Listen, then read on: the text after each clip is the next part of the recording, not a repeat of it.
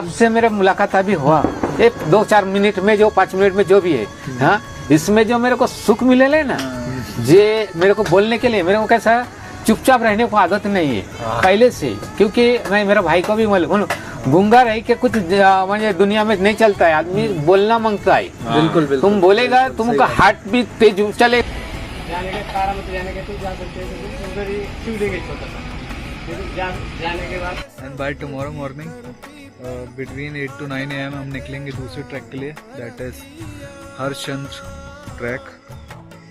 तो भाई खाना तो लग चुका है एंड फिर सबके साथ अंकल और भैया के साथ बैठ के फिर बढ़िया डिनर करके एंड देन मैं बताता हूँ आपको, ये यहाँ पर हम सोने वाले हैं। तो 2 लोग यहाँ पर सोएंगे एंड फिर यहाँ बिछा के हमारे पास मैट है तो फिर कोई दिक्कत नहीं है ज़्यादा, यहाँ पर बिछा के हम सोने वाले हैं and this is how it looks like.